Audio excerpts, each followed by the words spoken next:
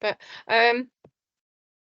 so thank you everybody, and welcome to December's Voices, which we postponed from November with the hope that we'd have more news and clarity about what's happening moving forward. So we'll learn more about the latest position shortly. But Leodell sent apologies and various other colleagues have. So it's Helen and I as double act as chair. Helen is our. I'll hand over to Helen in a minute. I think I've met nearly everybody, hopefully, but maybe not Fiona. Did I see Fiona? Welcome, Fiona. So I'm Andrea Bush. I'm CEO of Bassetlaw and Bolsover CVS and co-chair with Helen or Lee. Over to you, Helen. Thanks, Andrea. I'm Helen as our Programme Manager and Head of Health Inequalities at Bassetlaw Place-Based Partnership. Do you want me to go down and do a full round of introductions, Helen? Would that be useful for everybody? Okay, yep, I'll go down my list then, which is alphabetical order. So, Andrea, you've already gone. I'm Becky Law. I'm Head of Service at Bassetlaw Community and Voluntary Service. Angie, can I ask you to introduce yourself, please? Yeah, I'm Angela Datey. I'm the Health and Wellbeing Manager for Barnsley Premier Leisure regarding exercise on referral across the area.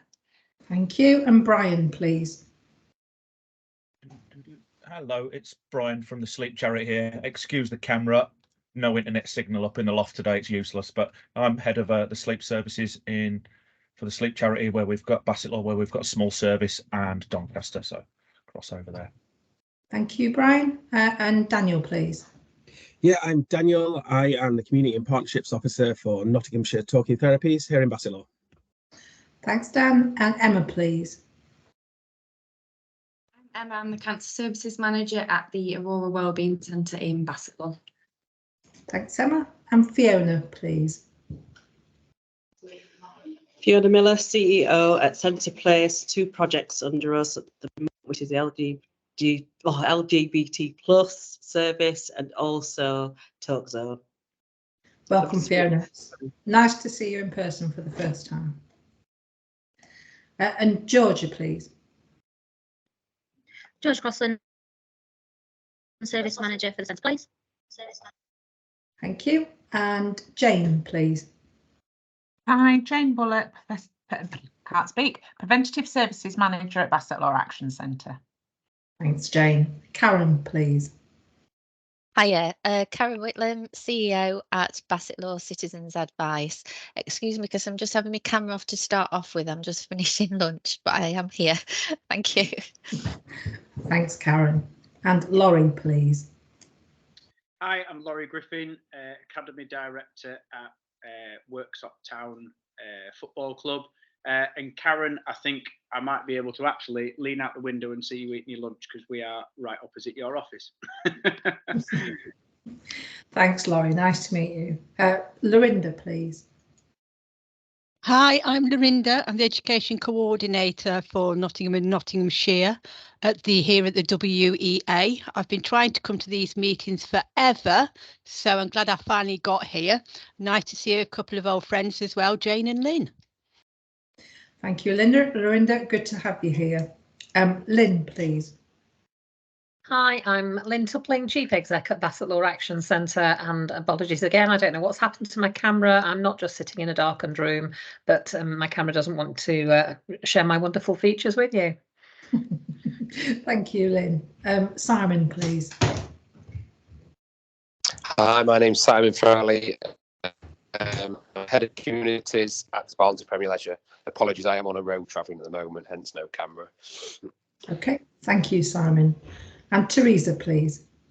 I'm Teresa Allen, Local Service Manager for the Alzheimer's Society, looking after the Dementia Wellbeing Service. Thank you very much. I think I've covered everybody. Speak now if I've missed you. No, I think that's everybody done. Thank you. I'll hand back over to you, Helen. Oh, sorry. Couldn't have been worse timing. Thank you for that, Becky. So I've got first on the agenda VCSE partner updates. So open the floor to partners, colleagues who've got updates that would like to share with us. Yeah, just to explain to new members, and apologies, Lorinda, I knew you were a familiar name and face, but I didn't realise you were new to this meeting, because I also met you many years ago with your WUA hat on when I worked there, but or just after I worked there. But so we flipped the agenda last time we met to put partner updates first to make sure they don't get squeezed off the end of the meeting, basically. So it's your chance to share anything that you want to share with the wider partnership, and raise any issues, risks or opportunities that you'd like to discuss today. So it's over to you. I've got a very brief presentation on referral numbers for talking therapies, if anyone would like to hear it. That would be great. Thank you. Okay, let me just share my screen.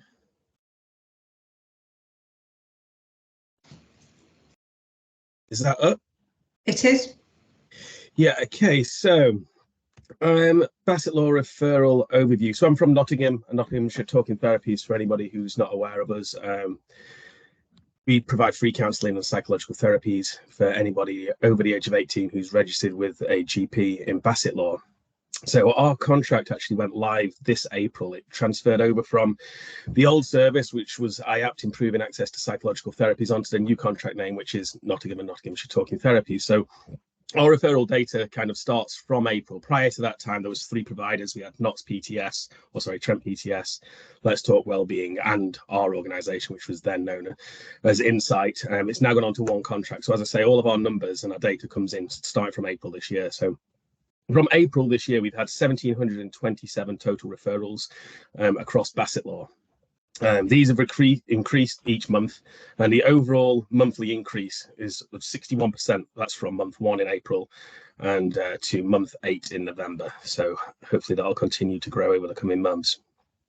Half of all our referrals were received by our online referrals form, which is obviously on our flyers when we give it out. It's shared by doctor surgeries, employment professionals, etc.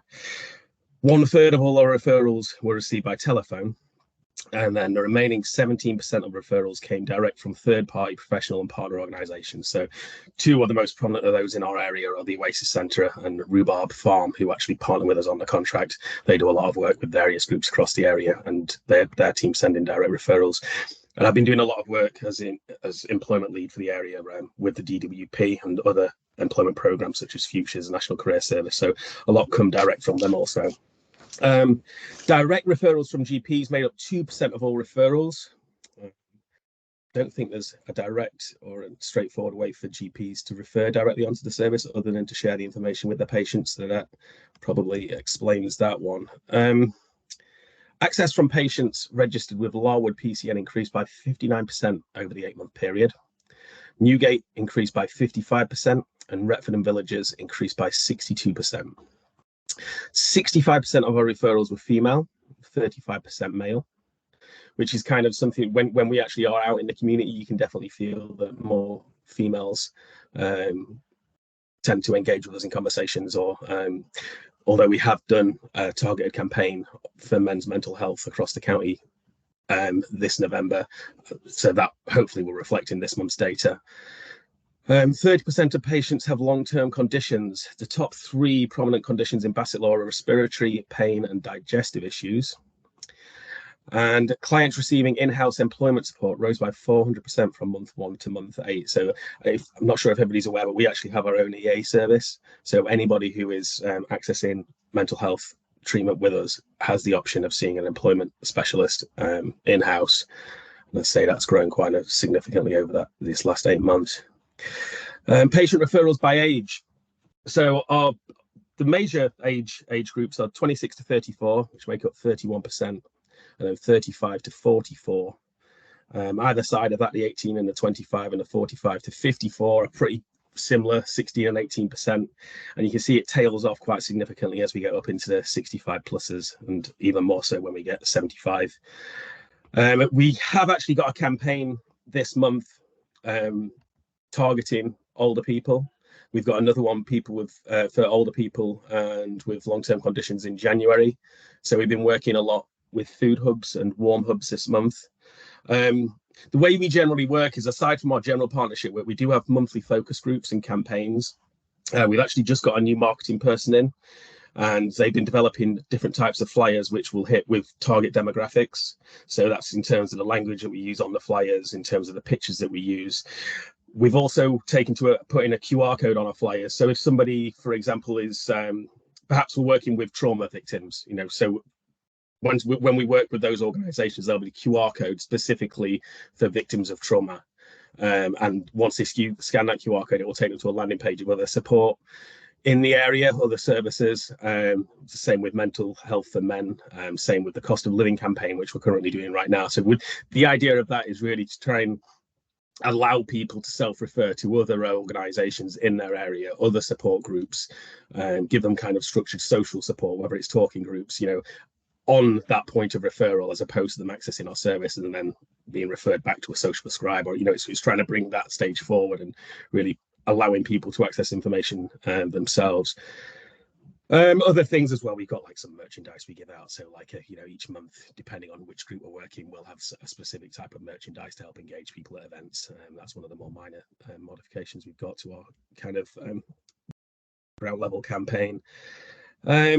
Yeah, we've continued working in partnership with local services to establish new and develop referral pathways to overcome barriers to service engagement. That's really specific at the moment to older people. Like you can see in the data we've got that people from a certain age and up, it's harder to engage. So we're looking at how we can work with people in like residential communities, in care homes, what adaptations we can make to our service to make it more accessible, whether it's are we able to deliver, you know, in person, are we able to get out and about into the community, are we able to have community venues that we can do engagement activities from. So that's something that we're working on right now, and it's going to continue as we kind of look to kind of increase those referrals throughout winter in January. One of the things we've been working with the food hubs as well, there's so many spaces, obviously, as you're all aware, in the local areas, and we've actually been offered spaces to do direct referrals with people at primary schools, warm hubs, etc. So that's going to continue. And then finally, our big news is that we are having our first Talking Therapies conferences next year. So the first one is actually it's split by the north and the south of the county. So the first one's for the city and south. That's going to be in February, I believe it's on the 21st in Nottingham. We're currently sorting out the one in Bassetlaw as well. So we'll be for Bassetlaw and Mid-Knot. So everybody will be invited. I think there's 200 people or organisations being invited for the one in City. So hopefully it'll be something similar scale in Bassetlaw. That's going to take place probably more like March, April in Bassetlaw, just to improve awareness of our organisation, how you can work in partnership with us. So yeah, look forward to seeing you all there. And that is pretty much everything I have. So if anyone's got any questions, let me just stop sharing.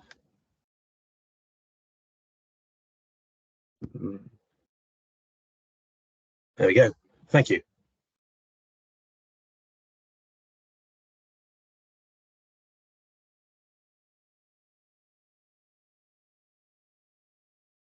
Okay, does anybody have any questions for Daniel? Thanks, Daniel, for that. It's really useful. And yeah, I thank learned you. From there. Got a couple of comments and questions myself if nobody else picks them up.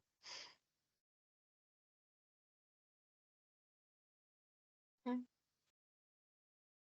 No, it's really interesting to hear about the increase in referral numbers. Is that something you're seeing across the system, or is that as a result of working in partnership with the voluntary sector? It's hard to tell in that we haven't got the data. I haven't got access to the data from last year to do comparative numbers, because obviously it was over the 3 different services. So really, it's difficult to tell what they were and what they are now. There was a dip in April, obviously, when it kind of changed over from the old service to the new service, as things were kind of getting sorted out. So it's positive that things are going up, and they are going up across the areas as well. It's you know, the numbers in City are ginormous. So it'll be interesting over the next 12 months to see how that, and also how specific campaigns are able to generate more referrals from those target demographics. I think coming back here and doing an update after we've done the cost of living campaign and work with the old people in January, and seeing if we can kind of overcome some of those access barriers to get that 6% up to something more respectable and more realistic, you know, in terms of the amount of people that actually need to access the service from that age range. So yeah, it might be able to answer that question better a few months more down the line. Yeah, that would be good to know. And cost of living campaign was my other query, because as you may know, we've got a really comprehensive cost of living brochure in Bassetlaw. Are you using that one, or have you created a new resource? Do you know what? I haven't actually been on the landing page. We only got the resources printed and sent out to us at the beginning of this week. So I've been out getting out the resources to as many of the events we're going to as possible. I can share that with you though, and so I can send you the e-flyer for that, and you can have a look at that. And if you've got any, going forward as well, each of the QR codes that we make for the landing pages, that might be something I can share with you also. If people want to get something added onto our leaflet, then we can probably do that. Brilliant. Brilliant, thank you. Any more questions or comments from any other colleagues for Danielle? No, thank you. That was really useful. Very well. Thanks. Set a high benchmark there for everybody else's updates coming with a presentation. Would anybody else like to do a formal or informal update? Apologies, Andrea. Can I just ask a quick question before we move on to other colleagues? Dan, the conference you spoke about that would be for Bassetlaw and Mid-Knots, is that a virtual conference, or is it? No, it's going to be an in-person conference. Yeah. Okay. So do you know if that will be located in Bassetlaw or Mid-Knots or somewhere in between? It will definitely be located in Bassetlaw or Mid-Knots. I'm leaning towards Bassetlaw. If it was me, it'd be in Bassetlaw. They're just considering venues at the moment. Okay. Yeah, I'll let you know as soon as I hear anything. I think right now they're just focused on getting the details finalised and the invite out for the first event in Nottingham, and then the focus is going to shift onto the Bassetlaw. If you've got any ideas that you think would be good to hold a number of people like that in Bassetlaw, feel free to drop in an email. I can put that forward to my boss. Yeah, we do. Well, there are a number of venues. I'm sure you'll have visited a few of them. We could do the bridge, I imagine, would be a good place, wouldn't it? It would be appropriate, yeah. And it'd be really useful if we just have some awareness of the date, so we can make sure that that doesn't clash with any other conferences or events that the colleagues across Bassetlaw are looking to have during the same period. That'd be really useful. Sure. Thank you. Yeah. Thanks, Andrea. Thank you. Should I pick on people? It'd be really lovely, if you don't mind, as newer members, for Laurie and Lorinda to say anything about what you're doing locally in Bassetlaw, because I know some members would be familiar with your work, but not all. Yes, I can do that. Yeah, so here at the WEA, we've not been in Bassetlaw for the last couple of years. Well, lots of different reasons, but really trying to come back. So it's lovely to come to the meeting. Now, one thing I did particularly want to share is that we have been doing some work with DWP Workshop, and what we created is a programme called Moving On. And what they specifically wanted, the brief was a course for claimants who were going to become fit for work overnight because of the new benefit systems change. And of course, there are people who are a long way from the futures course, the employability courses.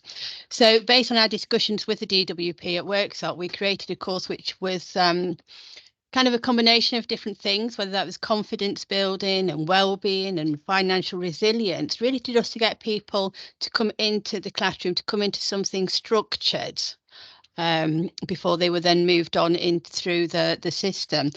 We had 2 courses which ran particularly well. We got some really good feedbacks from the learners on those courses. Since then, things have changed, as they do within DWP. So we are waiting for them to come back to us to continue that. But we've also decided to take it out of DWP and to share it a little bit further.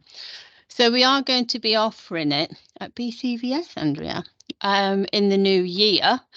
And it's going to be run by one of our tutors, Richard Palmer, which again, I think you'll know, Andrea. He's currently running a course around music. And he was the one that ran the course with DWP. So that's the main thing, really. I wanted to let you know if anyone's interested in referring people onto that course or wanting more information. I'm sorry, I don't have a fabulous presentation about it like Dan's, but I'm more than happy to put my email address into the chat, and anyone can ask me if they want any further details about that. Of course, because it is for people looking for work, it is fee waived, so there will be no fee for any of the learners coming along. Last time we did run it for DWP at the bridge. So for any partner agencies that would like to refer people to the course, there is no cost to them. And Lynn, I'm really pleased you're here as well, because I was going to come and talk to you about putting one on at Retford in the near future as well.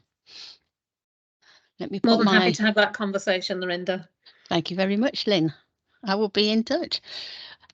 Has anybody got any? I know it's very, very brief. I wasn't expecting to come and give lots. But anyway, has anybody got any particular questions at this time? And we are hoping to start it probably around February onwards. So we've still got time to go before we do run it. But has anybody got any immediate questions?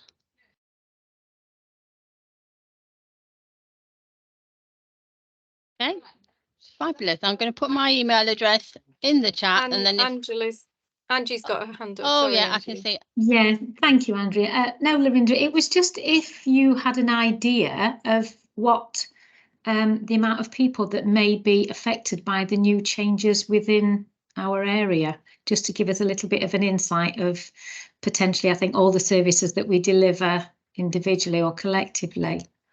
No, unfortunately, I don't have that data. All I can tell you is the DWP felt it was significant enough to start this programme. It was really just to identify that gap. They did realise that because of the changes to the criteria of the system, we had people who were, I can't remember the phrase, but they were in that not able to work category, and then suddenly they changed into able to work, and it was a big jump. So sorry, I can't give you the data for that. Thank you. I've got the latest data from DWP that I can forward on to Voices, and obviously that's not just those impacted by the changes, but also the latest impact of the Wilco situation. And I'm assuming there's some connection behind the scenes to the local response to Wilco's through DWP and the council. So we'll connect you into that as well. Sometimes it doesn't happen for whatever reason, but we'll just join the dots. Thank you, Linda. That's great. Any other questions?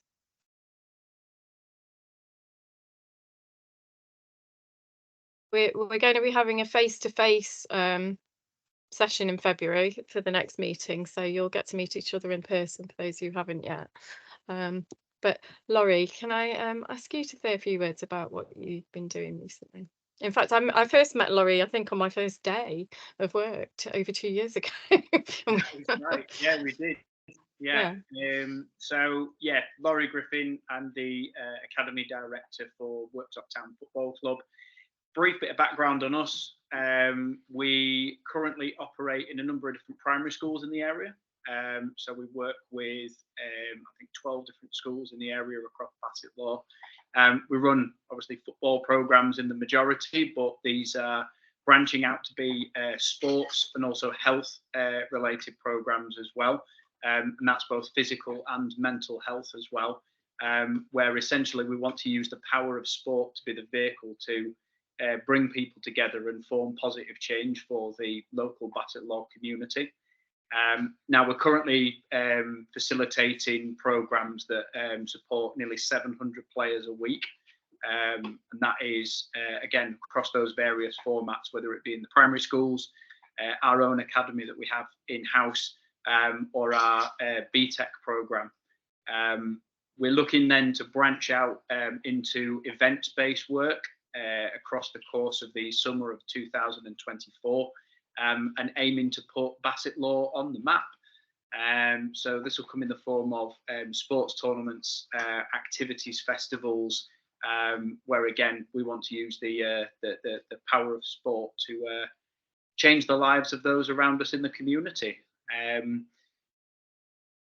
I'm here essentially because my role is to look at new partnerships, opportunities for the club to branch out, and for us to be able to support different demographics of people within the community as well. So, you know, we work with children as young as 18 months old, all the way up through walking football, so 70 plus years of age. You would expect the little ones to be the most difficult to deal with, but let me tell you, the walking footballers give us a give us some headaches as well. So listen, I'm very open to as many different conversations as possible, where it's either a facility share, a program share, or we can support anybody with anything through our program that we've already got in the community. So thank you for the airtime, and over to any questions if anyone has any. I know slightly different from the norm and from the conversations that have just gone on as well. So hopefully I can crawl back into the shadows. Yeah, thank you, Laurie. It's really helpful, and it's all part of the health and wellbeing landscape, isn't it? So, yeah, thank any you. questions or comments for Laurie?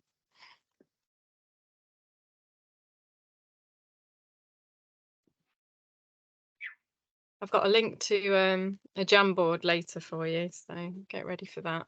But any Thank other you. updates from partners or issues? Obviously, we can all chip in as we go anyway, as we tend to. We're fairly informal, but we have got an agenda and quite a lot of information to share with you. So would anybody else like to flag any updates or issues or risks before we move on?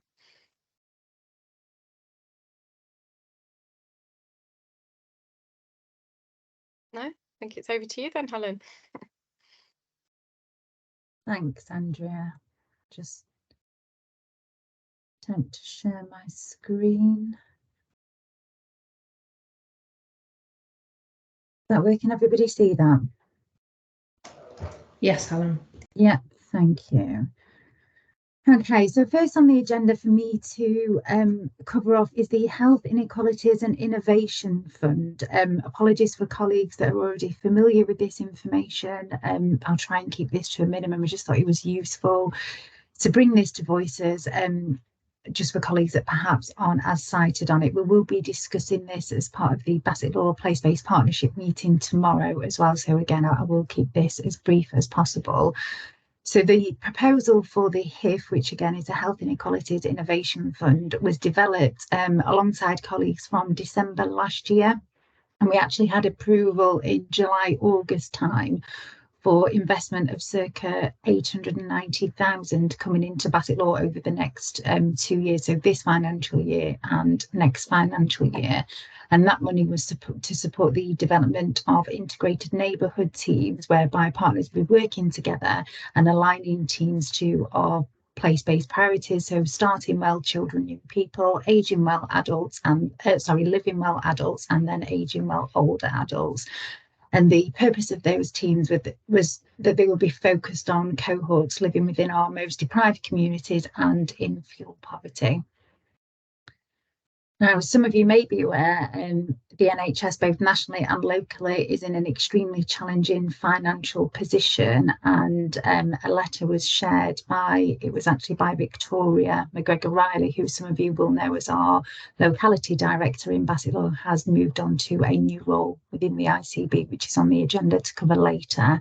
So Victoria had written a letter to the chair of each place-based partnership, so that's Dave Armiger, in respect of Bassetlaw, outlining the ICB plan to deliver financial recovery, excuse me, which was approved in November.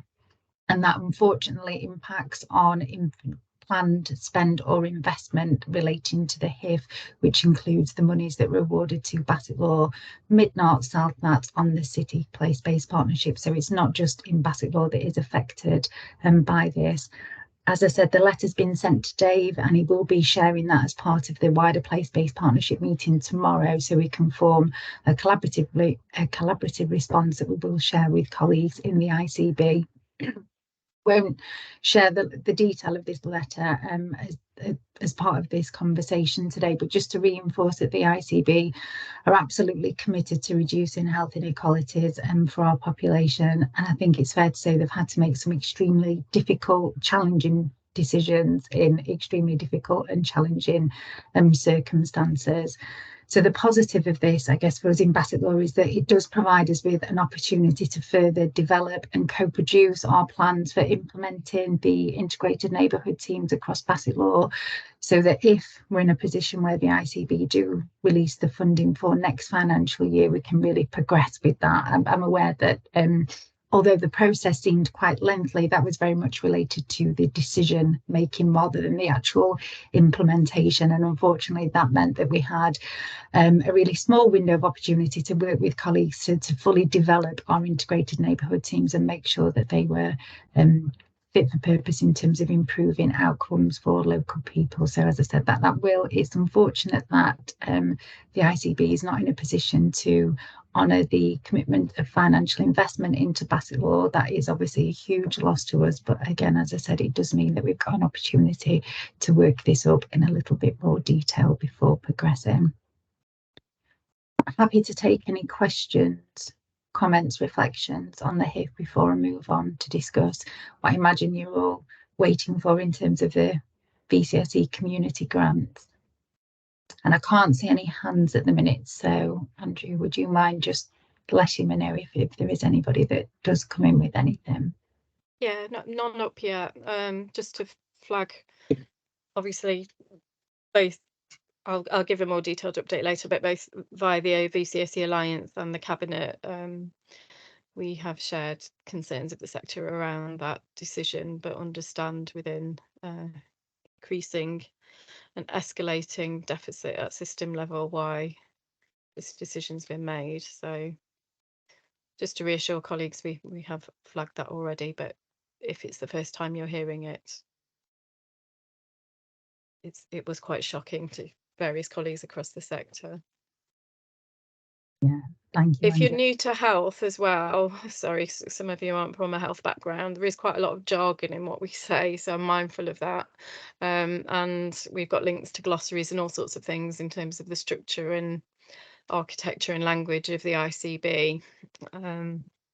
And please do just ask us if you're not clear what anybody's talking about. Yeah, it's really easy for me to slip into NHS jargon, which, you know, I've been in the NHS 3 years and even sometimes I can't understand the language that's used. So please do stop me. I'm happy to explain anything. And Andrew, just kind of following on from what you said, you know, as a place-based partnership, we also have concerns about this. As I said, it does present us with opportunities, and I understand that the extremely difficult financial position that the ICB is in. However, from a place point of view, colleagues will be aware we've invested a huge amount of time and resource into developing the initial proposal and working that up over a number of months and working with partners, some of which are on the call today, to really develop our approach to this in Bassetlaw. So it is, you know, as I said, a significant loss. And it does seem like a waste of time and resources for this financial year. But again, as I said, it means that we do have an opportunity to continue to work on that for next financial year.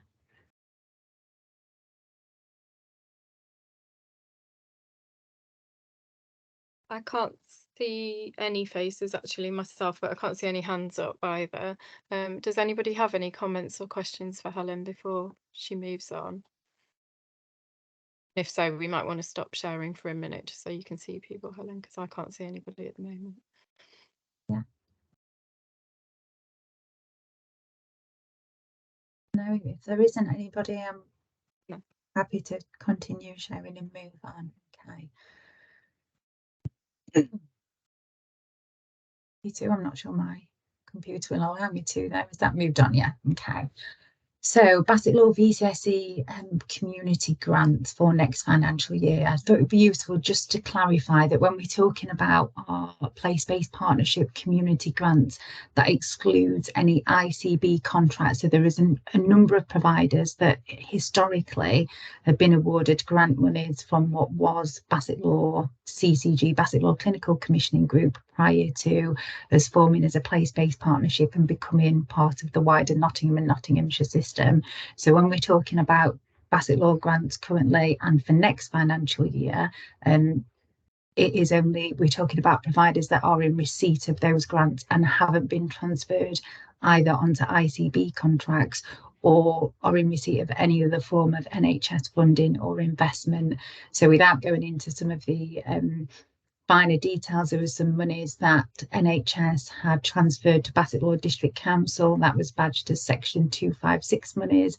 So that is completely separate from Bassetlaw grants that we're talking about as part of this conversation. I just thought that was useful to clarify in case there was any confusion. So unfortunately, as I said, the ITB are facing significant financial challenges, and it does mean that as a whole system, we need to significantly reduce current levels of expenditure whilst also maintaining NHS statute responsibilities. So the ICB, as much as it's committed to place-based partnership working, is also has legal responsibilities around delivering core must-do NHS functions. So in terms of acute hospital provision and also meeting demands for prescription costs, etc. So that has impacted on our ability to be able to progress in terms of decisions around the VCSE grants for Bassetlaw. So this was a process that we started in October, and it's been to what is called the Service Change Review Group, so SCRG within the ICB. It's also been to the SPI Committee, which is, even Andrea, I can't remember what some of these acronyms stand for, Strategic Planning and Integration Committee, and it's also been to the Finance and Planning Committee. As I said, started this process in October, had a number of meetings, including within those forum that I've outlined, and have submitted several proposals on behalf of the VCSE sector in Bassetlaw. So initially our proposal was to get approval for us to repeat the process that we'd had last year. We weren't able to secure approval for that, and I'll be honest and say that the outcome wasn't an outcome that, not that we'd necessarily anticipated, but it certainly wasn't an outcome that we'd wanted, or indeed that we were prepared to accept without making sure that we'd explored all other and exhausted all other options and possibilities. So what we have managed to get agreement for is that there will be no application process for the grants for next financial year moving forward. And the decision and rationale around that was because, very mindful of the time of year and the short time frame that we'd had last year, it was a challenge for colleagues that were involved in that process. You might remember that I think the round opened in October, November time, and we had a very short window of opportunity for those applications to be finalised and submitted, and then the turnaround for decisions was a real challenge for us as a team and for colleagues in the system. So as I said, we have had agreement that there will be no application process for funds for next financial year, and we're still pending approval on any decisions being made. So apologies that I'm not in a position to be able to share any more detailed information with you today, and that's not because I'm keeping that from anybody, that's because genuinely we don't have those decisions. We're still waiting for colleagues within the system to finalise those decisions. What I can tell you is that we've completed risk and equality impact assessments for each individual provider. So as I said, initially the process was to get agreement, the proposal was for us to get agreement to repeat the process. That wasn't successful. So then we've gone back with an ask for each individual grant to be assessed, which includes, as I said, a risk assessment, and that's what we're waiting for approval on. Again, apologies that I'm not able to give you any more detailed information. What I can say is that from a place-based partnership point of view, colleagues, so that includes Lee and myself, we've done absolutely everything we possibly could have done to support continuing this process for all colleagues in Bassetlaw. And many of you may know that although I now work for the NHS and I'm extremely committed. I've worked in Bassetlaw for over 25 years, and the majority of that time, over 20 years, was within the sector. So I completely appreciate the position that colleagues are in and understand far too well the stresses and pressure that adds to individuals within the workforce and users of the services. So again, apologies that I'm not able to provide you with that information today, but I will do as soon as we have that. What I can say. So sorry. Helen. I was going to. Apologies. I was going to suggest you take the slide down just while we pause and take comments at that stage, and I was going to chip in. Yeah, absolutely. I will. As that stops sharing. Yeah. Okay. So there's quite a lot to digest there, just to give everybody a minute. But whilst we do that, I just wanted to formally thank Helen and Lee and the colleagues, because I know how hard they've been working behind the scenes to support our sector and in recognition of the difference we make as a sector in Bassetlaw. So and I know how much additional work that's taken, so thank you formally. Many colleagues will know how regularly I raise the issue of risks and issues and them escalating. So we have certainly worked very closely with health colleagues, as we all have in Bassetlaw, with the strong partnership we have. But we know that you've done all you can, and my interpretation of what you're saying is that pending a decision, at least the one positive is that the current projects that have been funded won't have to go through an application process. The contract will be extended for a year if it's agreed at whatever value, which we don't know yet whether it will be or at what value, but at least there's no application process, I think was the positive I took out of that. Yeah, absolutely. Thank you for that, Andrea. Over to the floor, colleagues. There's several organisations that are funded through that grants programme are on the call today.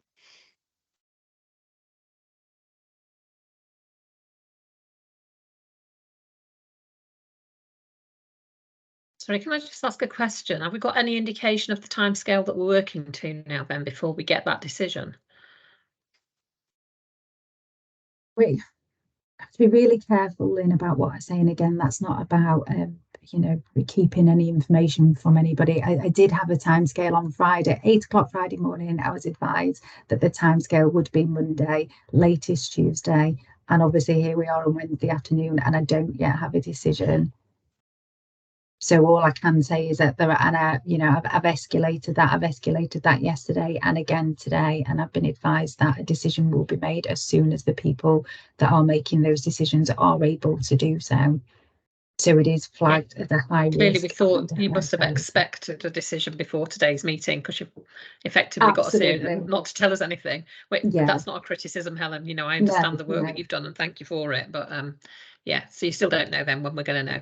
That's fine. No worries.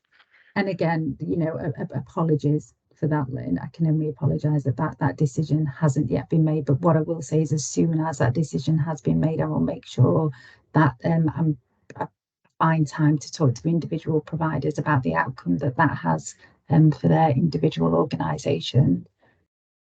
And we won't delay that process. Really, it's not a criticism on my part. No, Helen, I know. I do appreciate. Thank you. No, I know it's not, Lynn, but again, you know, I appreciate the challenges that presents colleagues. And what I can say is that, you know, we know that resources are limited. We know that it's likely that there will be reductions, and in some cases significant reductions in the grants because of the financial position that the ICB are in, and obviously that the way that impacts us plays.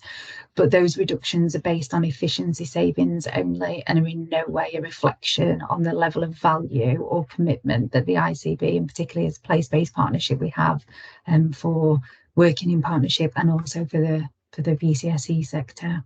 There is absolutely a commitment at a system level to continue to support and mature place-based partnership working, which includes working with colleagues from the VCSE sector. It is literally just the financial challenges that are impacting on that at the minute, and nothing else. Karen, did you want to come in? Thanks, Helen. Yeah, and first of all, just to echo what Andrea said, you know, about all the work that's gone into this. There's a lot of work that's gone into this by yourself and Lee and lots of other people as well. You know, just trying to get to this, and I think it's always difficult, isn't it, when there isn't an answer and you're trying hard to get one, and we understand that that's not a problem at all, and we appreciate that you're getting through to us as soon as you can. I guess my question is that if in, you know, when there is a knowledge of this, if we could be emailed or something separately, just so that if we've got any staff where their jobs are at risk, so that they can hear it from us, rather than if it's kind of through the grapevine as well, really. Of course. So yes, of course. I think that would be really helpful, because it's going to be a sensitive decision, and there's likely to be some reductions. So that would be great if we could get a private heads up for those that Absolutely, Karen. Yeah. are aware. Although, as Lynn said, we've kind of called this meeting today expecting there to be a decision. We would never be sharing the individual, you know, that level of detail and how it impacts individual organisations. It was to hopefully give a brief overview on what the process would be, and then a time frame for when we will be contacting individual organisations. But we'll absolutely do that on a case-by-case basis and not share that information publicly at all. Okay, brilliant. Thanks. Thank you.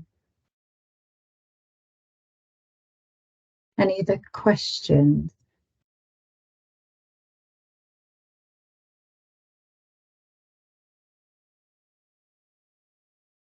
I can't see anything.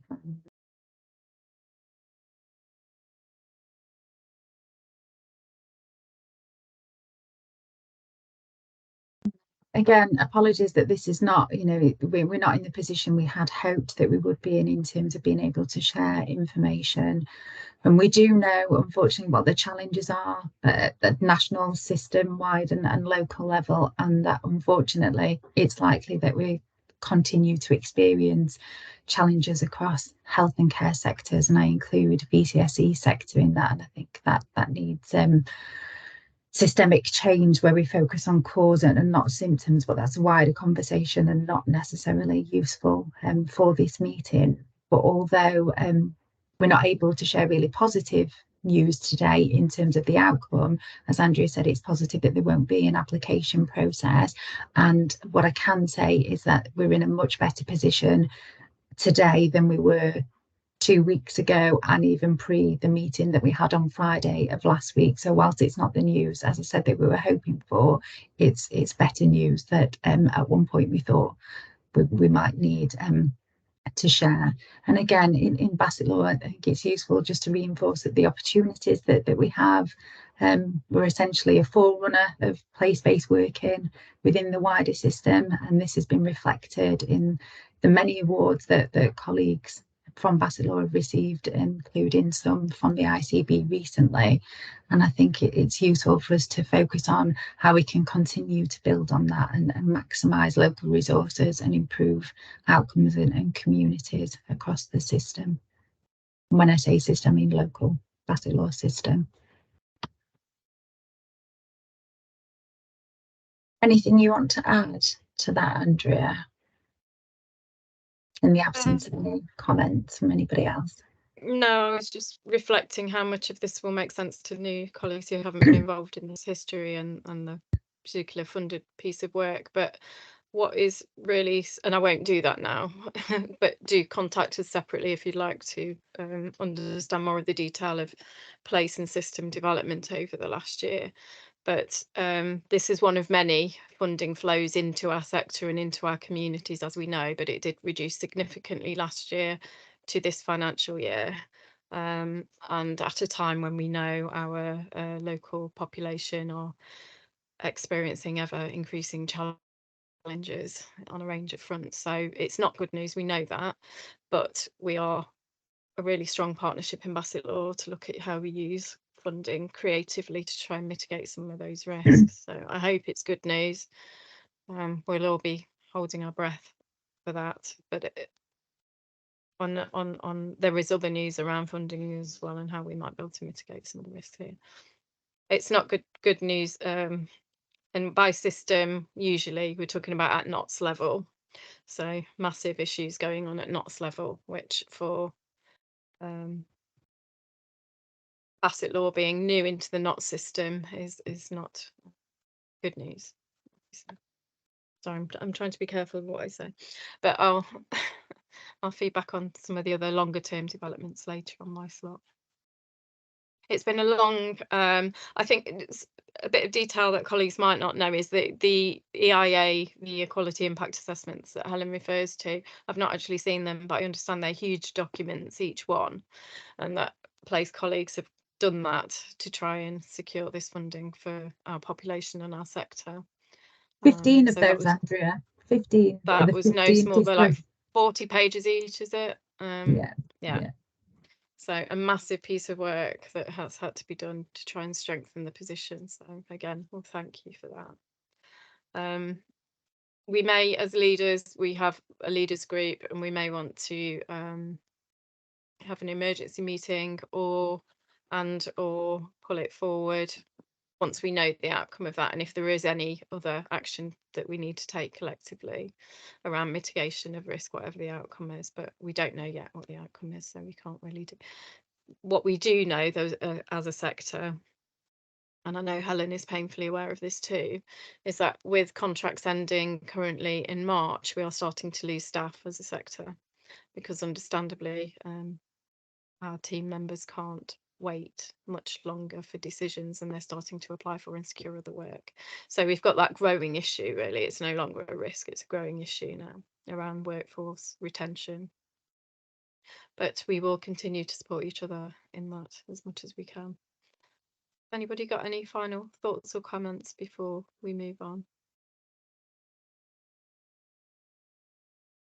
Just to add to that, Andrew, the risks around workforce retention have been included in the risk assessments for each individual provider as well. So that information has been shared, and continue to raise those risks and escalate those to colleagues at a system-wide, so at a NOTS level.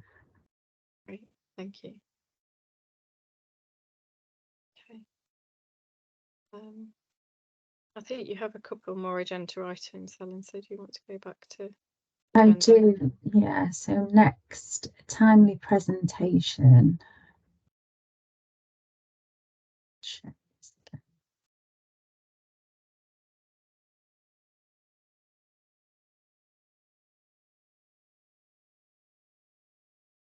Final slide, I put all the slides on one, thinking that would be easier. And obviously I will share these. So timely presentation. So for colleagues that aren't aware, this is some monies. So this is good news. This is monies that we'd applied for through South Yorkshire Cancer Alliance. So it's quite complicated for us in Bassetlaw historically. And again, apologies for colleagues who are familiar with this. Historically, Bassetlaw has sat within the South Yorkshire health footprint and has been aligned to the Nottinghamshire system in terms of the county council. So Bassetlaw sits within Nottinghamshire County Council. As of July last year, there was a boundary change in terms of health for Bassetlaw. So we now sit within Nottingham and Nottinghamshire Integrated Care Board. However, there is still some overlap with South Yorkshire because of our geographical position and the fact that our hospital, so Bassetlaw Hospital, is aligned to Doncaster and Bassetlaw Teaching Hospital. So it can present some challenges for us, but then also some opportunities. And one of those opportunities was the timely presentation funding that we're able to secure. And I think we discussed that at a previous Voices meeting, and colleagues had been aware of the financial envelope that we're working to. So it was just over £100,000 that we secured, resourced into Bassetlaw to promote and develop a Bassetlaw Cancer Alliance that's being led by Aurora. And we, as part of that work, we are developing a Bassetlaw-wide campaign aiming to increase awareness of cancer symptoms and then also screening uptake to promote early diagnosis. On the right-hand side, you can see a draft mock-up of some of the comms that Rachel, who is the comms lead for Place-Based Partnership and also BCVS, has worked on with Aurora.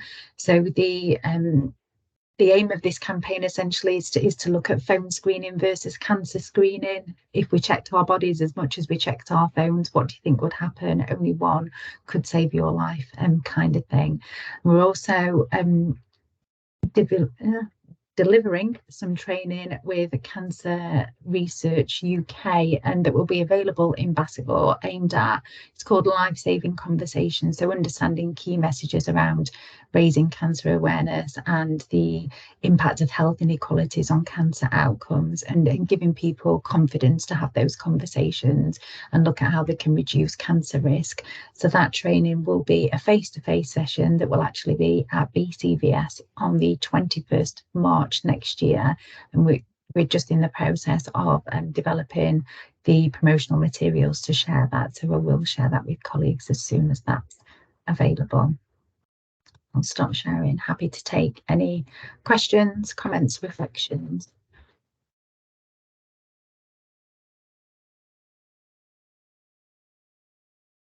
No, I'm extremely mindful. Emma, well done. Yeah, I was just going to say that we have a monthly meeting. It's called the Bassetlaw Cancer Alliance meeting that some of you are on anyway. But if you do want to join that meeting, we do discuss kind of plans going forwards. We're looking at going into supermarkets in the new year. Unfortunately, we've not been able to go into supermarkets December time when it's really busy. But January, February, March time, we're going to be in the supermarkets targeting kind of more of the elderly population and those that are kind of living in the low socio demographic areas. And we are working with people from secondary care as well and primary care to try to kind of increase screening uptake and getting people to present earlier compared to what a lot of what the statistics are saying. A lot of people are presenting late, so we're trying to reduce those numbers in Bassetlaw. So if anybody wants any more information or wants to join the meetings going forwards, then please do just get in touch with me. Thank you. Thanks, Emma. That's really helpful.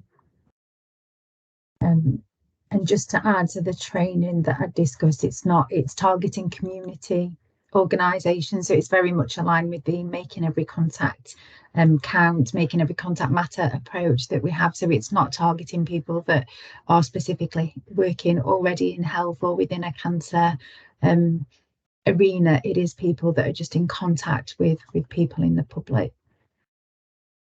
So very much encourage colleagues to attend and participate in that training. Any other questions?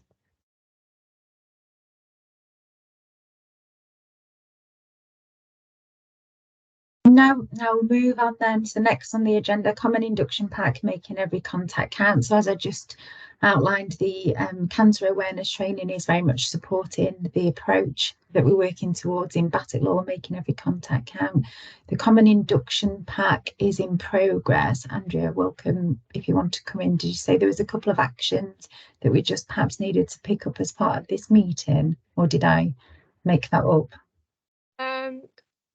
Yeah, it connects to the point about filming, which I'll pick up later. Okay. Yeah. Okay, apologies. So we will pick up a conversation around some of the work that we're hoping to include in the common induction pack.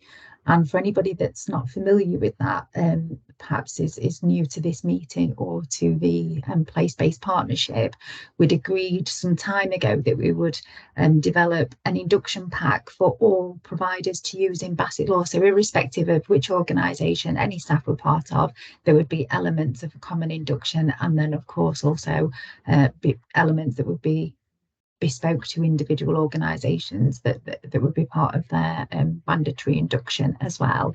And within that, we're really keen that we utilise the making every contact count approach and have that as part of the common induction in Bassetlaw. So we're all working within the same, we're all singing off the same hymn sheet essentially with that, and we're all sending the same messages to the workforce across Bassetlaw.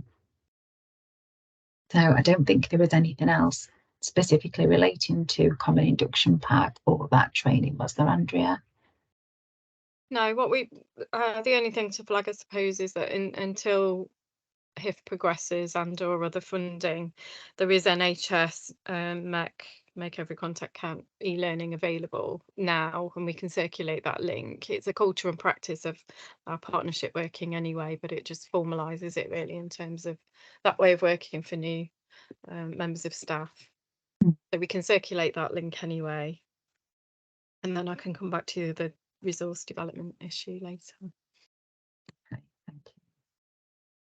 The last one on the agenda from me then, it was around our Bassetlaw Place-Based Partnership Integrated Care Board workforce. So just to say, as I alluded to earlier, Victoria McGregor-Riley, who until very recently had been our locality director in Bassetlaw, has now secured a position within the ICB as ICB Commissioning Delivery Director, which is obviously fantastic news for Victoria, and I'm sure colleagues will share in wishing her, best of wishes and congratulations in her new role. It does mean for us in Bassetlaw that we're currently without a locality director, and that position is not yet being filled. So within the system, they're currently working on a new operating model for ICB, and that includes the place-based partnership staffing structures as well. But I'm sure as many of you who know Victoria will know that she will continue to fly the flag for us in Bassetlaw and support our partnership working and maturity of the place-based partnership in its formal sense. You might be aware that since April, so as a place-based partnership team, we've lost 3 senior colleagues within our team. So Leslie Carver, who many of you will know was head of community transformation, Carolyn Fox, who some of you might be less familiar with, she kind of worked behind the scenes, she's head of contracting, and also Gemma Bowler, who was head of acute services, along with 2 project staff as well.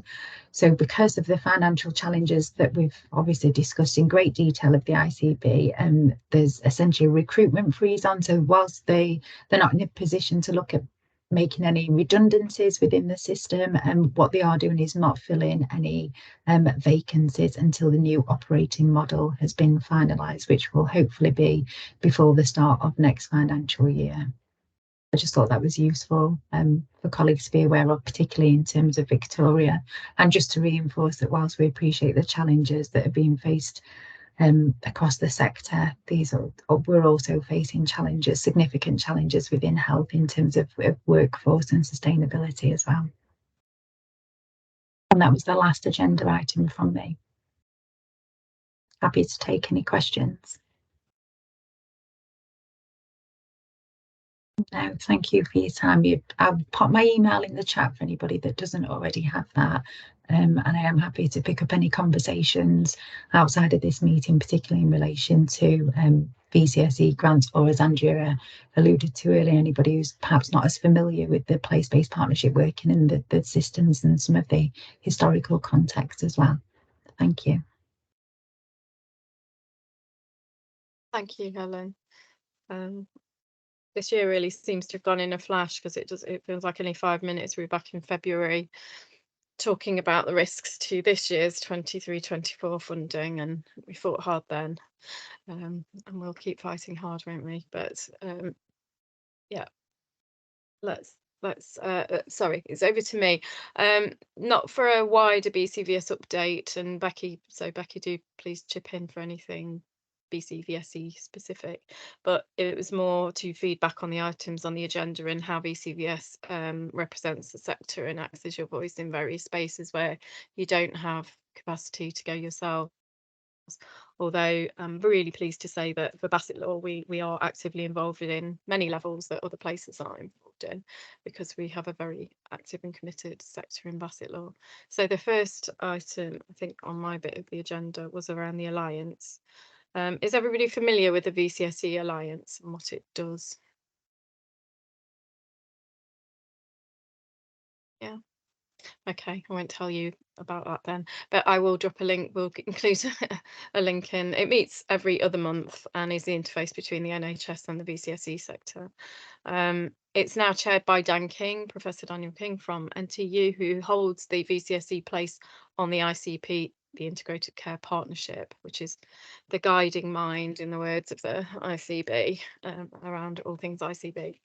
So it's good that architecturally, in terms of governance and guidance, that we have a seat at the table, and it's evolving, I would say, in terms of how it operates, and hopefully in a positive way, because it's a lot more interactive now. Karen attends, and Lynn attends, and various other colleagues attend from Bassetlaw, so it's really great that Bassetlaw is engaged and visible. One of the recent discussions at the last Alliance meeting was feedback from a commissioning NHT, not Healthcare Trust, commissioning task and finish group that's been established, which I also asked to join so that we could get our voice in there too. And an action from that group is to develop a picture of what does good look like for commissioning or investment involving the VCSE. The initial proposal, I believe, was that NHT colleagues would draft something for us to comment on, but we suggested that we should draft that, we should lead that, shaping that, rather than commenting on some other colleagues' drafts. So that's progressing now, and we're just not quite sure how it's going to happen, but through the VCSE Alliance, either in the next face-to-face meeting or asynchronously. But it's really important that we all input into that. I have stressed the need not to reinvent the wheel, because we have painted this picture several times, and we've shared documents, and including research we did ourselves at BCVS, but there's also national documents in terms of what are the barriers to the VCSE and what does good look like, and lots of case studies. So we've shared that, but that process has been very positive so far, the commissioning task and finish group. There's a lot of involvement of NHS colleagues who have and are involved in the voluntary sector, so they have a good understanding of the value we bring and the challenges we face. But it's quite a slow burn. It's talking about changing the way they do commissioning over the next few years, not imminently. So we'll keep engaged with that and keep trying to shape that. But the common kind of messages that you would expect to hear about short-term funding and bureaucratic hoops and all of that have been discussed at length, and we will try and shape more VCSE friendly commissioning and investment framework moving forwards. So that was one item of discussion within the last Alliance meeting. Another one was around what does the sector want from the Alliance, and this is the Jamboard bit. Dan King shared a Jamboard in the meeting, and what I wanted to do is share that with you, and that gave members of the opportunity to add comments around what do they want from the Alliance. So I will drop the link into the chat and then share the screen. But how many people on the call have been or are members? Do we have a show of hands? That would be helpful. Me, I'm 1, 2, 3. So just 3 of us. Okay. So it's. Do you want to say anything, Karen or Lynn, about your experience of the Alliance so far while I just grab this link? Hiya, yeah, I'm happy to just say a few words on it. I think it's really good actually, because you meet new partners, you get a different insight into things. You've got the opportunity to raise issues there as well. And Andrew, I know you always do a really good job of raising that for anything that's fed back to you from our partners as well. It's about building those relationships, isn't it? Making Bassetlaw be aware on there and making us part of that new group. So I think it's been a really key point to be members of that and to move forward and to get a greater understanding of what's happening more wider than in Bassetlaw as well. So I think it's a really good thing to be a part of. Thanks, Karen. Yeah, I forgot to emphasise that. So yeah, that's a really good point, that because we are a new place in this system, they aren't as familiar with the work of the voluntary sector in Bassetlaw. So it's really given us that platform to showcase some of what we do really well, and we always take advantage of those opportunities, as we did with the awards. So we'll come back to that. I'll just put the link in the chat, and I may try and just share the screen too. Oh, it's not showing.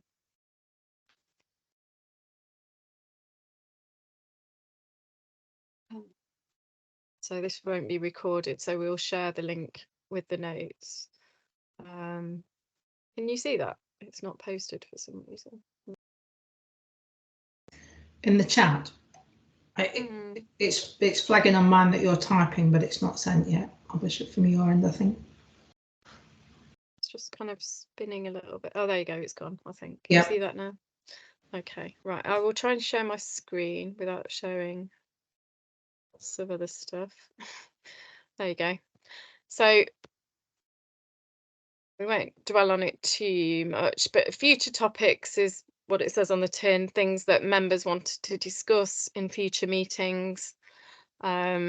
And that was fairly well populated, as you can see. And then what to tell the ICB board. Dan King is our voice into the board. So I haven't read through all of these. There's been some added since the meeting, which is good to see. So you've got that link now and you can add to this yourselves now. What I have added rather cheekily just before this meeting was a Bassetlaw Voices feedback added to this page if we want to put anything specific to Bassetlaw rather than the wider sector across the system. Some of us here, or some of you here, are part of organisations that work across the system, so it might not be Bassetlaw specific, and you might want to put something on the other pages. But has everybody used a Jamboard? Can you open it and have a go at dropping something on now? Maybe Becky, if you have a go at testing it, see if this works. If we can see what you're doing. So there's quite a few people in it, but I don't know who they are up here at the moment. Squirrel, Rhino. Testing. Is that you, Becky? Okay. So it's unfortunately they're going to deactivate this. As in Google, it's a Google application. They're going to deactivate it, but for now, until for the rest of this year, it's here and a really useful little tool to use, and it is our channel, one of our channels in to get our voice into the ICB. Somebody's drawing a picture too. So I can't see anybody at the moment except for Becky. If you want to flag anything you would like us to feedback, you can see this is the channel at the moment to do it, or I can send emails directly, or you can yourself actually. If you want to join the Alliance yourself, we can share that link and how you do that, or we can feedback, whichever works best for you, because not all organisations have capacity to do that. I'm going to stop sharing for a minute, but that's, you will see. So the next VCSE Alliance, I think, is February. Is there anything you would like us to feedback?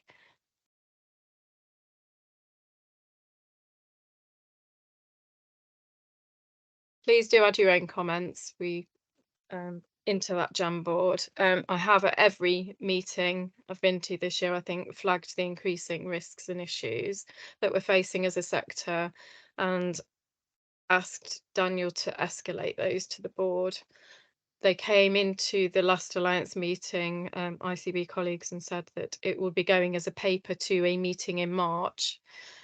And whilst it's good that they've acknowledged and escalated it, I did flag that by March it's going to be a huge issue. It's no longer a risk, so it's rather late, but at least they have recognised and formally escalated the issues we've been flagging. Becky? I was just going to say that looks like the next VCSE Alliance is on the afternoon of the 6th of February, and that's the day we've got the face-to-face voices in the morning. So perhaps there is an opportunity in that, well, might be an opportunity in the morning to grab any final thoughts that want to be taken into that meeting in the afternoon. Okay, yeah, thank you. And anybody that's not part of the leaders group, which is just for voluntary sector leaders rather than wider partners, and if you'd like to join that, please do let us know. That's another way we identify and escalate issues and risks up through the system and into other stakeholder groups as well. I'm just looking back at the agenda. Okay, so that's all I'll say about the Alliance for now. Regarding the East Midlands Combined Authority, or Combined County Authority, it's now proceeding at pace. As you may know, we've all been kind of observing from a distance, not quite sure if it was ever going to happen, but it is definitely going to happen now. The legislation is passed. All four authorities, or four upper tier authorities, have voted positively. A shadow board is in place, and it's due to go live April, May, with the mayoral elections, and will significantly change both the political and economic landscape of our region, hopefully with some opportunities for us as a sector too. So it is important that we engage, and we will keep you briefed. I attended the D2N2 LEP AGM last week. Was it only last week? And specifically, actually, because the interim CEO of the Combined Authority was presenting, to hear what the latest developments are. It's very high level at the moment, but it is proceeding at pace. Those of you involved in education funding will know there's both big risks and big opportunities here for providers. And there is that overlap between learning and skills and wellbeing, as we know. So the 4 areas, forgive me for those of you that know, but 4 areas, priority areas for Devo and the Combined Authority will be net zero, skills, housing and transport. And arguably our sector connects into all 4, but particularly net zero and skills. And the AAB adult education budget, which funds a lot of adult education that works with those furthest from the labour market and many of the service users that we support, will be devolved to the Combined Authority by 2026, but possibly earlier. Initially, it was meant to be in year 1. So question mark about that.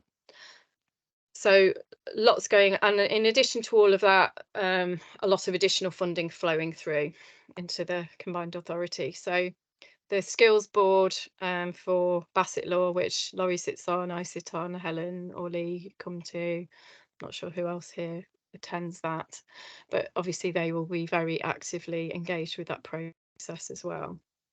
And we are actually reviewing and refreshing the skills action plan, or the skills strategy and action plan, to align to EMCCA priorities, or at least consider EMCCA priorities currently. So that's evolving as well. That's probably all I can say at the moment, but I would say if you've not engaged with it at all yet, do start to keep an eye on it, because it's going to move fast and there is a lot of money at stake in terms of what's going to flow through that pathway. There were 2 of the electoral mayoral candidates there as well, one of whom I accidentally spoke to and didn't realise who he was, which was rather embarrassing, but good opportunity. Oh, the other thing I should say, sorry, and I didn't say, was there was a Q&A with the interim CEO, and I asked the question of him as part of that Q&A panel: how will the Combined Authority engage with and listen to the voice of the voluntary sector? And he said necessarily that they are focusing on their policy and structure, business focus initially, but they will be coming out to us and engaging with us as part of that next layer of engagement. And said, you can hold me to that. So I said, thank you very much, we will. So yeah, as always, Bassetlaw's on the map already, I'm afraid. But good news, I think they know who we are. Interestingly, I met the new LEP rep as well, voluntary sector rep, who I didn't know had been appointed, and we'll be following up on that to influence what the LEP does whilst it remains, because it's not a statutory body, it's an arm's length body. It won't just dissolve when or may not just disappear overnight when the Combined Authority goes live. So I'll stop geeking out on that now, because I find it fascinating. And as long as I've been involved in the centre, the region, there's been talk of this, so it's really interesting to see it actually happening there. Okay, any questions or comments on that before I move on to the last 2? I think you like it because it's got a load of new acronyms in there that sorry. Did I just use about 20 without even realising? Can't possibly say. Sorry. Only LEP. I wasn't sure what LEP is. Oh, local enterprise partnership. Oh, thank you. Sorry.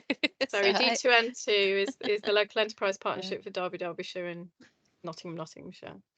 That's not even a new one, Karen. It's not even started yet. Yeah, that's been around a while. Give a chance. But sorry, do always stop me, because I don't even know I'm doing it anymore either, which is terrible, because I used to really moan about other people doing that, and now I'm doing it too. So please do ask if I use an acronym you're not familiar with. The point is, we're up there making the sector visible and saying we need to be at the table when we're not just, which is how we are perceived, service providers helping those most in need. We are large employers in our own right. We have a workforce. We're part of the economy, and we should be recognised as such. So anyway, we'll continue that dialogue and share that information with you.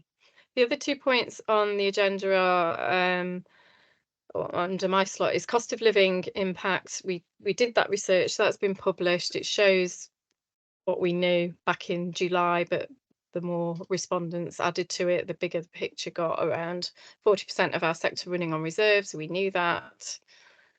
And the DCMS National Lottery Fund cost of living grant and programme was launched partly to mitigate all of those issues. Lots of our sector in Bassetlaw submitted applications. There's nothing been published yet about who's been successful, but we are starting to hear on the grapevine who hasn't been. Sadly, several local organisations haven't been successful. One has, and that's Rhubarb Farm, so that's good news, but I know several others haven't been. So if anybody hears any other good news about funding coming into Bassetlaw through that funding source, please let us know when you can, because it would be great to align to that as well.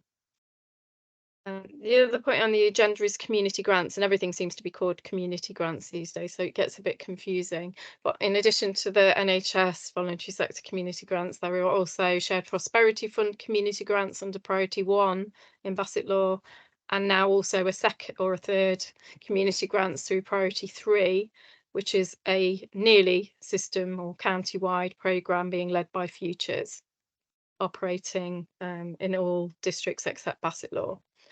So there will be a pot of money attached to that as well. Priority 1 is communities in place, and we've had 2 rounds. That's 600k-ish over the 2 financial years.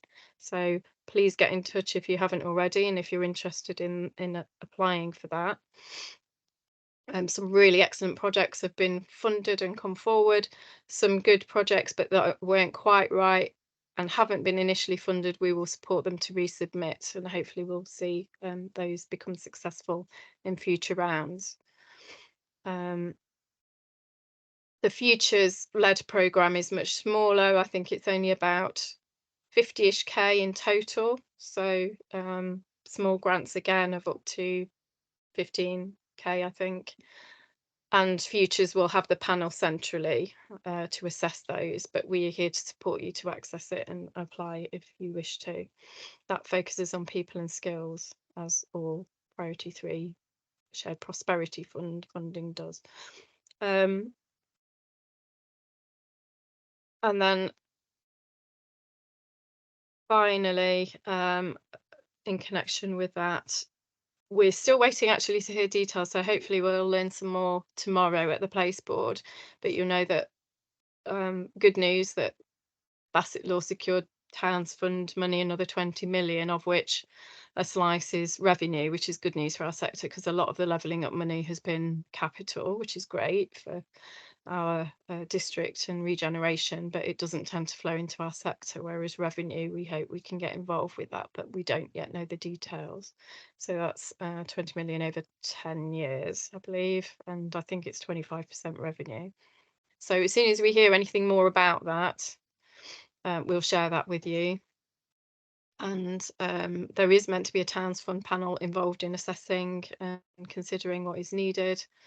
So hopefully, again, as Helen said, with that understanding of what's being funded through which stream, we can make sure we maximise the additionality all of that brings and adds most value locally. That's my update in a nutshell. That's all my notes. Any questions or comments about any of those items?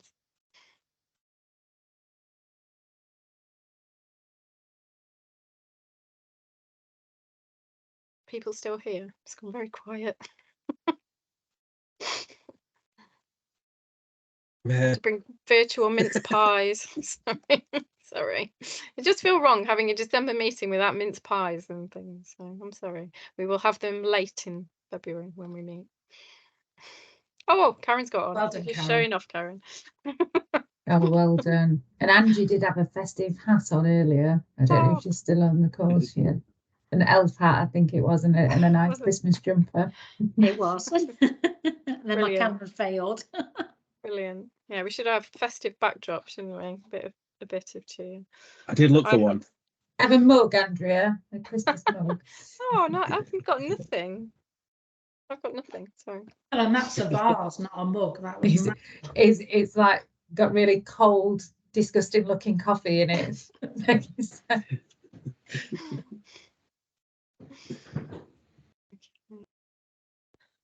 Okay, so I think I've got the next agenda item actually as well, unless anybody has got any questions.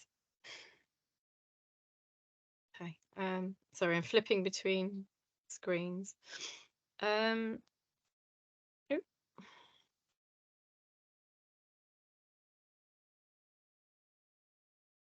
Oh, awards nomination and place film. This feeds back into, well, both raising awareness at system and with wider stakeholders and funders around what we do and valuing it and resourcing it, hopefully, but also into the common induction pack item that Helen spoke to earlier. And that is a while ago through the leaders group, we discussed developing a place film around to demonstrate and showcase the work of our sector in Bassetlaw, whilst also raising awareness of what we do. We had to put it on hold because of everything else going on, but BCVS was going to lead that piece of work. We had 11 organisations say they want to be involved in that. So if you do want to be involved as we progress that in the new year, please let me know.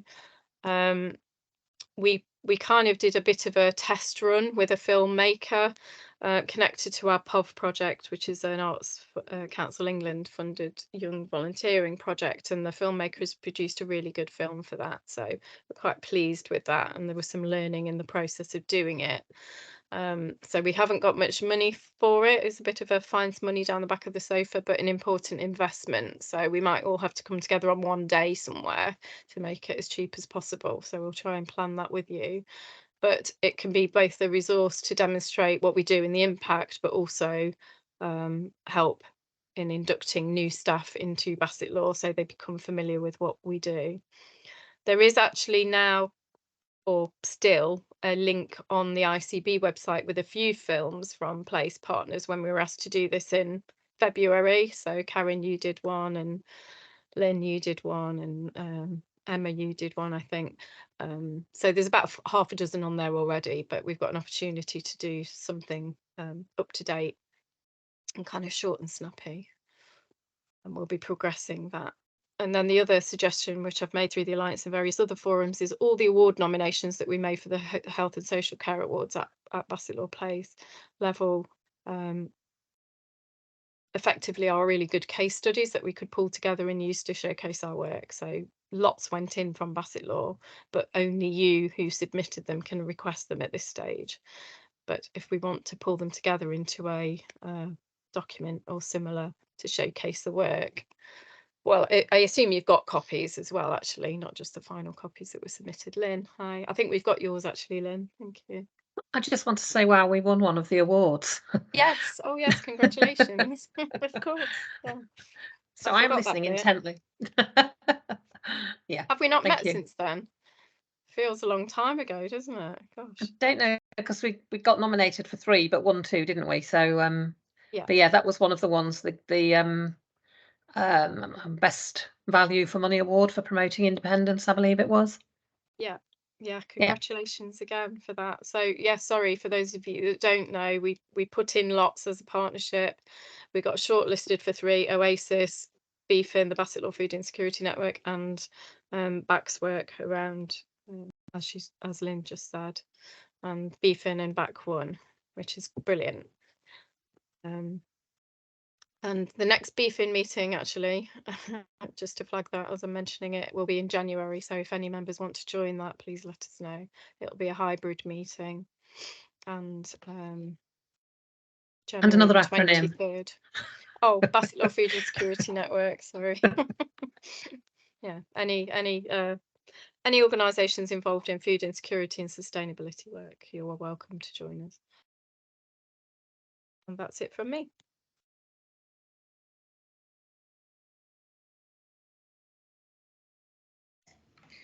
Thank you, Andrea. I've just got one bit to add, which is just a note. It's a BCVS note, really. Our next Health and Wellbeing, VCSE Health and Wellbeing Forum, is here at Bassetlaw CVS on Wednesday, the 24th of January, 9:30 till 12 in the morning. For those that don't attend or have maybe not been for a while, it's a coming together of voluntary sector organisations across Bassetlaw, usually with a speaker, but it's more an opportunity around networking and finding out what's happening in other organisations. So it's a great face-to-face connective morning in a space we're not always able to have on Teams. So it's a really useful event for anybody that comes to be able to make new connections and establish other connections as well. So that's my pitch done. I've got another one. Sorry, but you go first. Anybody else who wants to? Training. Remind me to talk about training. Go for it. I can't see any hands up. Oh, Laurie's got his up. Can I just pass on a note of thanks for the fundraising training that was on Monday? I attended that. I think was it Leah, the lady who delivered it. Please pass on compliments to her, because the way she delivered and what she delivered was exceptional. As you know, I've sat on a lot of courses and a lot of online ones where you just think, you know, you're going through the motions, but it was well planned out, it was well delivered, you've got some real good takeaways from it. So yeah, thank you for putting that on. It was good actually, Laurie. I sat on that as well, and it almost was kind of like debunked any of the myths, and it made it very straightforward and very a very clean process when the way she talked through it. So it was a really good session, wasn't it? Yeah, I think, like you say, straightforward. It's all there. Actually, getting it out there, that's it really sort of hit home and hit a few nails on the head. So yeah, thank you for that. It's such a huge need in our sector. I think we may need to run it again. It was very well attended. We nearly full, 27 people, I think. But yeah, thank you for that feedback. It's really good to know. It made a difference. Anya. On the 24th, Becky, have the invites gone out for that already? It's a very good question. I'll have a look. Just making sure, because it's not in my diary, so I just want to make sure I was. Yeah, if not, I'll get those sent out. Okay. Same for me as well, please. I'd like. Yeah, I think I added you into my contact list when you connected up with me. So yeah. I have a BCBS update is through the leaders group, and for those of you that are in that, thank you for your patience with this. We've had ongoing conversations with both system, place and leaders around the need to have a more joined up approach to measuring impact and social value.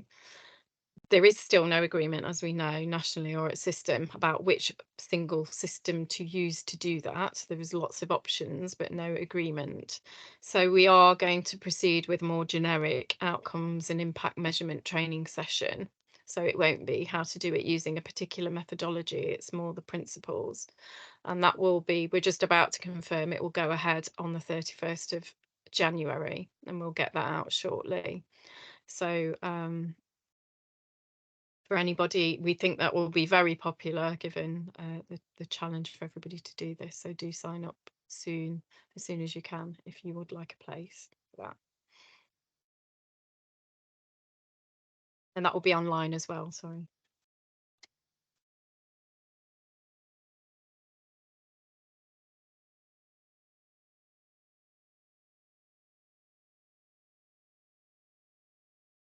I think we're up to AOB if nobody else has any questions or comments.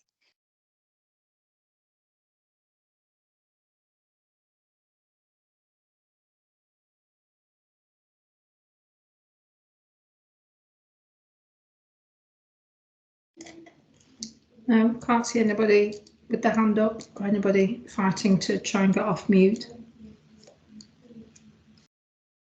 So do you want me to pick it up from here? Yes, please. Shall I? So any other business, anything else anybody would like to bring to this meeting? There is time.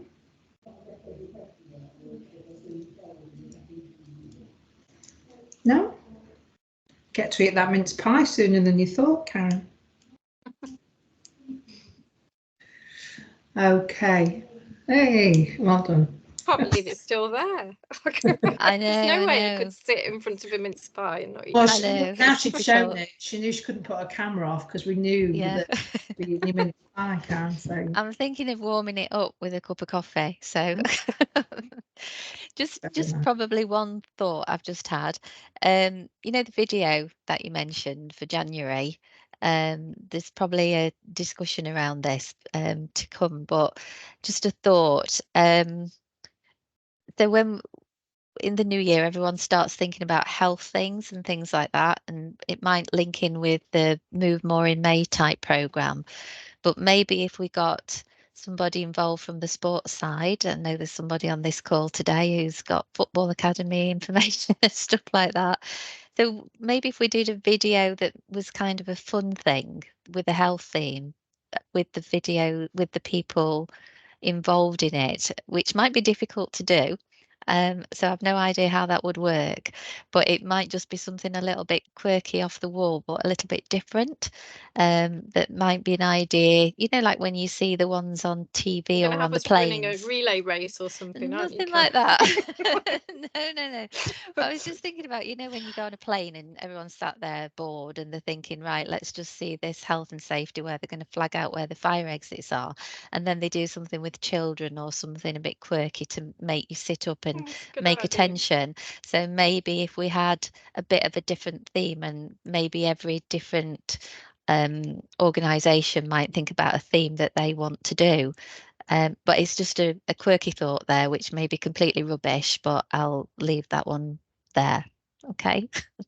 I think So it's a what great is challenge. Yeah, I was just thinking on that then, Karen. So what we could do, we could have the over 90s playing football, Yeah. and then the little tots doing seated exercise. Let's spin it round so everybody's able to do whatever they want to do. So I'm game for that if Laurie is. I'm sure as the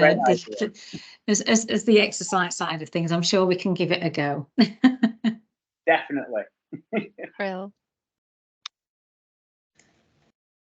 It's a good point, actually, isn't it? Because even videos, and the point of videos is it's easy and quick for people to watch. They don't have to read a paper. So hopefully we get that information in front of them. But even with videos, people switch off now because they definitely need to be short and they definitely need to stand out, but get that balance right where they take us seriously too. Needs a more creative mind than me, so sounds like it. Sure. Hidden talent, Karen. We might have to make you director. I don't know about that. I think the sports people would be better suited to that, but it's, I don't know, just a thought anyway. No, it's a really good point, isn't it? We have got to maximise the impact in whatever way. I think that, do you know what, that's really interesting, because we do have a number of videos made for us, and we've worked with a video producer as well.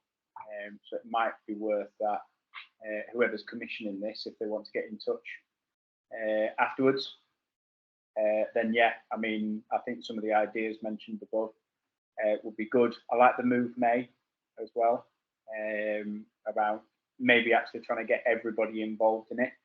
Might not be everybody coming together, but it might be somebody travelling round to everybody. I have a little idea with me and my running boots, but we'll see. Depends where you all are. I'm not running to Mansfield. That's far too far away. Yeah. We could do yeah. Well, I won't give you my very cheesy ideas. I had Love Actually placards in my head then for a minute, but I'll shut up. It's the season for Love Actually. Yeah. But something more creative anyway. But yeah, thank you. We will pick it up again, and we always kind of aim high. I think it's some people aim low and try and seek to overachieve. I think we aim really high as Bassetlaw and we achieve masses, and we've crammed loads in this year, but we didn't quite squeak that one in before the end of December. We'll get it in the new year.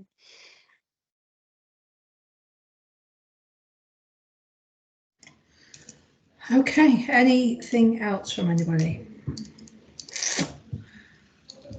Okay, so the next meeting, as I flagged earlier, is Tuesday the 6th of Feb. That's the face-to-face. We've got a room booked at the Bridge Skills Hub because that is the day when there is New Year. I think it's called New Year networking. It's the one that Angie's part of. the organising with Katie from District Council, people coming together. I think that's from 12. Our meeting is 10 till 12. So I'll get the invites. I've held off sending the invites out to that until now. I'll get those invites sent after this meeting, along with the Health and Wellbeing Forum as well, so that gets into people's diaries. Okay, anything else from anybody else? Last chance. No, okay. I'll close up then, ladies, if you're happy, unless there's anything else you want to add, Helen and Andrew. No, lovely. Thank you very much, everybody, for your time. Thank you for all your input as well, everybody. Pleasure to meet you all, guys. Thank you. Thank you. Bye, Thank everybody. you. Bye. Bye-bye. Thank you. Thanks, guys. Bye bye. Bye.